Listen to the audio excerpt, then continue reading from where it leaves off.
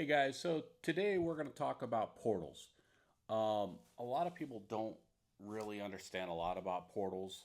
I have about 6,000 miles under my belt with portals, and I just thought I'd kind of share with you guys my experience and why I choose initially portals over long travel, and then why I went from portals to long travel. So let's start off with just understanding the basics. What is a portal? A portal is a gearbox, it's a gear reduction box. So the way it works is that it bolts to you remove your old hub, this bolts onto it, and without overcomplicating it, here's how it works. Axle goes in on the top, there's another part that comes out that the wheel mounts to. Okay? So the reason that you do this is for what's called gear reduction. You want to run bigger tires without regearing the transmission. So that's one reason. And they go with 15% gear reduction. Typically, that's for like a 35-inch tire. Or they go up to 30% gear reduction, which goes up to a 37-inch tire. Now, with proper reclutching and all that, you could go larger tires. People do it all the time. Um, it's just harder on the belt, you know. It does take away a lot of stress if you choose to go with portals. It takes a lot of stress off the clutch because of the gear reduction versus just going um, with a larger tire than trying to reclutch it. Still has to move that big tire. This just makes it easier. Pros. The portals, well, I guess this is kind of like a pros and con because it depends on your situation. When you do portals, it'll make you at least 8 inches wider because each portal gives you an additional 4 inch. And then it also gives you 4 inches of height. So your total of 8 inches wider and then 4 inches taller. So it's going to make your rig a lot taller as well without a lift kit. So by the time you add portals and then you add 35s, 37s, you're going to be, depending on the roof rack you have, you're going to be right at the 7 foot to 7'3" range on height. So keep that in mind when you really choose portals because it's going to affect the kind of trailer. If you roll it inside of an enclosed trailer, it does affect it. So why did I choose portals over mid travel? Initially was because of the gear reduction. I didn't want to lose my low end torque. With long travel, you lose your low end torque when you go to a larger tire unless you actually rear gear the transmission, which there's only a couple people out there doing that right now, so it's not really a viable option. I have heard some posts of people doing it, but it's so sporadic and there's no long term data on that yet for the expedition. So I just don't know about it. So again, the portals are a gear reduction box that allows you to go wider and taller and allow you to go to a 35, 37-inch tire. Now, you still need forward control arms. So I added portals onto my control arms, my factory arms, with just 35s. And without my sway bar links connected and under full articulation and turning, I was actually rubbing. So then I had to buy forward control arms and then add the portals onto that. I never rubbed again unless I was like just flogging it through the desert, and every once in a while I'd get a little bit of fender rub, but very rare. So, how do you choose a portal over mid travel? Well, some people don't because we live in a wide open desert. Some people do a long travel, mid travel kit, and they do the portals. Um, Man, those are wide. Guys over at Slick Rock Productions, they've done a few of those. They're so big, but they're so purpose driven too. You know, they're rock crawling. They need all that stuff. They also break a lot too. You're going out so wide. You're going out probably, man, I'll bet you it's over 90 inches because my portal unit was 83 inches wide. So when you add that on top of a mid travel kit, which adds 3 inches per side, so 6 inches additional on top of the 83, your 89 inches, that's pretty wide. Uh, so you got to kind of think about that. Um, I would say the market for this is, like I said, if you got a lot of large area, if you're in tight trails and all that, I wouldn't recommend it. It does make it, when you add the portals and the S3 forward control arms or any forward control arms, it makes turning a bear. It was probably the biggest negative that I've ever got. I had to drive up, back up, because not just because of the width, but because when I made the unit longer and with at least the S3 forward control arms, my turning radius was drastically reduced. This is where mid travel, long travel was far superior. I can turn a lot sharper and easier with a mid travel kit versus the portal units. So a mid travel, long travel kit is far more agile, and you can get away with clutching to run a 35 with a mid travel kit, uh, but you lose all that low end torque. It is significant. You cannot. I would argue you can't compare the two. I mean, they are not. I lost so much low end torque by going from portals to mid travel without regear the transmission that it is significant. The way that you apply the fuel, the throttle, while you're rolling up stuff on a portal unit versus mid travel is significant. Uh, I mean, it's like you barely have to breathe on that, and those tires just barely just roll up those boulders nice and smooth. Now, for you Tennessee people, you got to get a running start. Honestly, I'd probably just go with the mid travel kit. Actually, um, I've heard of people breaking portals. It's so rare though. There is not a. I put 6,000 miles on it. I put a beating on mine. I never broke a portal. Never broke anything actually. I wore out a couple ball joints. Um, I changed the oil every 500 miles. So for me, everybody's like, well, it takes too much maintenance. 500 miles, I rip my unit apart anyway.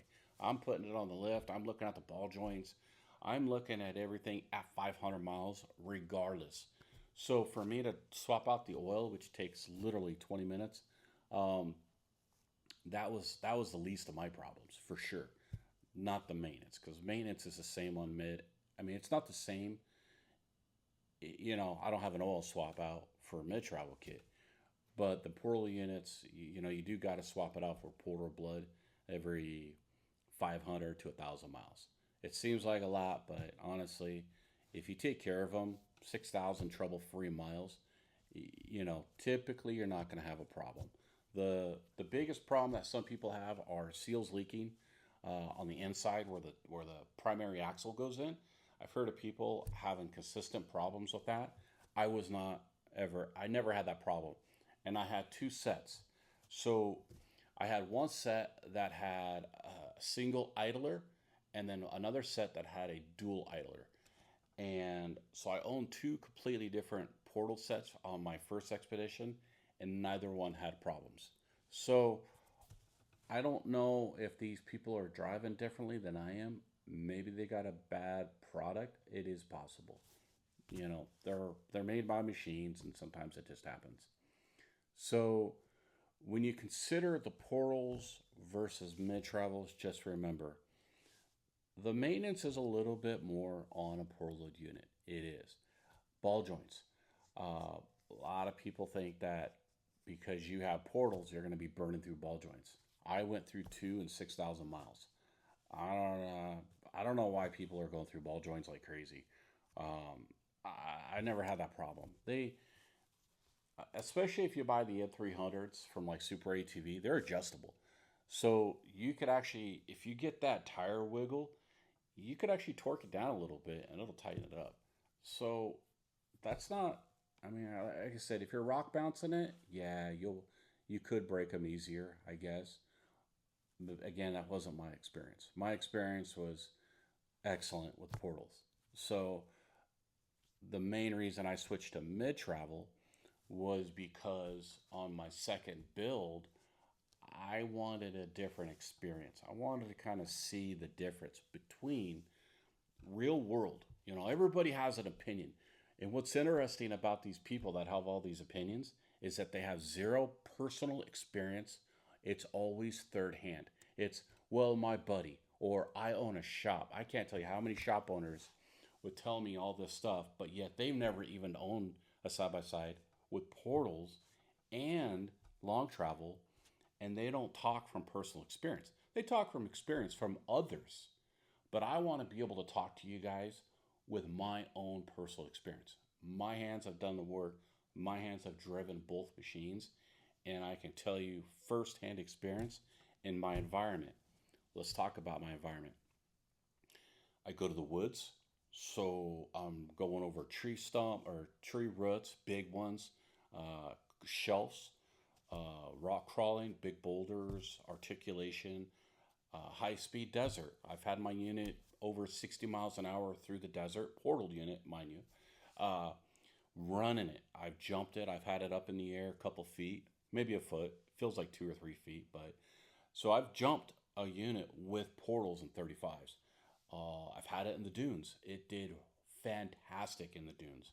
I was shocked. Uh, Before the portals, I tried to run it in the stock mode, and I flipped it within, I don't know, an hour. I just didn't have enough stability, and I chose the wrong tires. It was driver error. It was my bad. But when I came back to Glamis with portals, I had 35s, big heavy tires.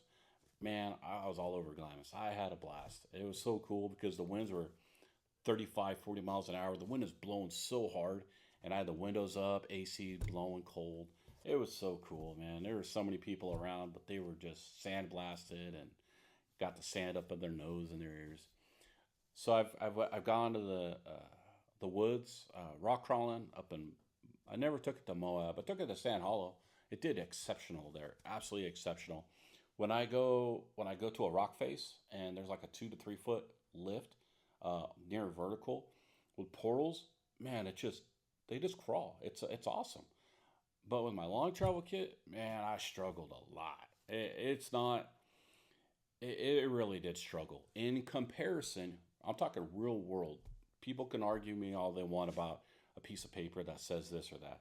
I'm talking real world, two expeditions side by side. My mid travel kit sucks rock crawling. It absolutely sucks. I hate it. I'm not going to be doing it anymore. Now, I am adding a turbo, but I don't think that's going to help me on my lower end torque, more than likely. So I'll probably not be doing the whole rock crawling thing like Sand Hollow and Moab. Other than when I go to Sand Hollow, I'll be playing in the dunes and the dirt trails that they have there. I'm going to stay off the rocks. Plus, I did a lot of damage to the expedition. I was kind of bummed about that. So when you sit down and you look at the portals and you look at the mid travels, you got to ask yourself why. Do you just want to add 35-inch tires and get some ground clearance? Do you are you What is your purpose? That's the first thing. And understand that each one's approximately $10,000. Um, they're very expensive kits. You're gonna see, and that's probably surprising to most people. When you got a stock unit and you're making that decision on portals versus mid travel, keep in mind it's about $10,000 with labor to install these kits. But let me go into detail a little bit more. So when you add portals or mid travel, you have to do the shocks as well. You can't just make this thing longer and expect that thing to hold itself up. You have to add the springs to lift it back up. If you put big heavy tires, portals, mid travel, it doesn't matter. If you add all this weight to the end, you're gonna sag and your ride quality goes down. Some people say, well, I'll just put spacers in to lift it up. All you're doing is adding preload. Preload is okay when you're talking about ride adjustment, and but when you're trying to take preload to compensate for ride height to gain ground clearance, that's gonna ruin your ride. Ask me how I know. I did it, and it absolutely sucked. My ride quality was horrible. Took the shocks off, sent them to a friend. He rebuilt them with some Z-Bros and revalving synthetic fluid. Holy cow, it rode 100 times better. So you have to rebuild the shocks. And I think on the cheap end, you're talking $1,500 for a good spring kit, maybe even a couple thousand by the time you drill and tap the reservoir and put the nitrogen thing in there so you can properly tune. That's the best way to do a shock rebuild is to springs, revalve it, drill, tap so that you can have the zerk in there and then you can properly tune a shock. That's the best way to do it. Two to $2,500. Uh, so you got your portals, which is around 3,000. You have shocks, which is around a couple thousand. We'll say 2,500 on the high side. So there's 55 to $6,000 just right there. You got to buy rims and tires, so there's another $2,500. Again, depending on how big baller you want to go. I've seen some guys with rims, man, they spend $1,000 for one single rim. So you could really go into that. So let's just budget 3,000 for a set of nice tires, 35s, and a set of rims. Now we're at $7,500, and then you add a couple grand for labor because it's not just a bolt-on kit. You have to extend the brake lines on both. You can't just add portals or mid travel on. You have to extend the brake lines as well. That takes time. So it's not just a bolt and go. It's not just I'm gonna slap on a pair of portals or mid travel. You probably need to have a solid $10,000 to do either kit. Uh, Unless you already have all this stuff. A lot of people do this in little stages. They buy their rims and tires, they buy their shocks. It's okay to do your shocks first because as long as you have the understanding that when you make it wider and you put a heavier pounded shock on, I'm talking about the spring. The springs are rated in, I believe they're pounds, 350, 450, so on, depending on the manufacturer. On a stock unit, it may ride a little bouncy, but as soon as you widen that out and you have those proper springs, well, now the unit, instead of your control arms being flat, they're going to be at your proper angle like this because you've rebuilt your shocks, you have the proper springs in there. So don't let anybody tell you, oh man, you could just throw a mid travel kit on, you could just throw portals on. I'm telling you, you can't do it. I've done it both ways, and the ride is absolutely horrible. It's just not enough. So, the biggest thing is I would say portals is great for ground clearance and compensating the gear reduction for 35s, 37s. And then the mid travel is for the high speed people. I'm gonna probably just stick to the high speed stuff, especially now that I got the turbo coming in. Hopefully next week, fingers crossed. Evo, if you're watching, please make sure I get my stuff next week. I appreciate it. Um, I have a lot more fun going 55, 60 miles an hour through the desert and the dunes than I do with a small rock crawling stuff. I've been doing it for so many years that now that I'm really kind of opening up the expedition, I'm kind of gravitating towards the mid travel kit, long travel kit. Uh, it's just funner. I have more fun. I still could go rock crawling. I could still go do all this stuff. I'll probably burn a belt, because you lose all that low end torque significantly compared to portals. So if you're into the slow stuff, man, there's no question. Do portals. I love. I never had a problem with portals. The biggest issue I had was how difficult it was to turn. Man, it was a bear. Where mid travel was super easy. It's like a little sports car versus a bus. Biggest difference between the two was the turning. Um, it just was horrible. I absolutely. It's the only thing I didn't like. It's the only thing I didn't like. I didn't care about the maintenance and all that. These expeditions, all side by sides, require a lot of maintenance to properly run. So don't let that be your deciding factor. Uh, Budget your money accordingly. Budget $8,000 to $10,000, and then budget your maintenance every 500 miles to swap out the oil, check out the seals, make sure they're not leaking. I never had a problem, others have. And then for the naysayers that say portals always break, this and that, they will if you're rock bouncing it. You're applying so much force and torque on the end of those suckers that yeah, it'll break. It wasn't my experience. I don't rock bounce. Those guys, I think if you're a rock bouncer, I think you should expect anything to fail. I don't care if it's mid travel or portals. You beat on something hard enough, long enough, you're going to break it anyway. Are there manufacturer defects? Yeah, there is. I didn't run into them. I had a good experience. So I hope this helps out. You know, like I said, portals and mid travel, they both are for two completely different people. And your environment will dictate which route you should go. Um, and in fact, I would almost argue that if you're just looking for ride quality, let's just say you don't care about the whole width and length and height and all that, you just want a better ride quality, just upgrade your shocks, whether it's from a complete rebuild or you do the e-clicks from Suspension Direct and you really want to go nuts because then you can kind of program the shocks to the car in your riding condition, then just do shocks. Because long travel and mid travel kits, the only additional benefit they give you is width, which adds stability, and they give you about, I think it's like 2 inches of height. So, plus whatever the tire does. So, when you add the stability, you're allowed to hit corners a little bit harder without tipping over, and you can also do better rock crawling when you got those crevasses and you don't want your rig to do this, but you're not wide enough. Well, when you go on mid travel kit, now you can kind of balance your car more centered a little bit. But don't do it because of ride quality. Ride quality comes from shocks, not from portals or mid travel. So keep that in mind. I'm a big fan of Suspension Direct for when it comes to ride quality, whether it's portals or mid travel, because I've had them on both, and those shocks are the best.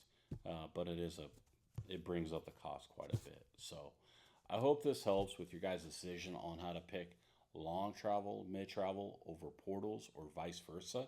And just remember, if you want the big heavy tires and you don't want to regear your transmission, then just add portals. Just make sure you know that you're going to be over 80 inches wide. Unless you do an offset rim that's kind of sucked in a little bit. Most people don't, though. Most people do an offset and then you're at 80. I'm going to say if you do portals, expect to have at least an 81-inch wide platform up to 83, 84, depending on the rims. Mid travel, I've got it all the way down to 79 inches.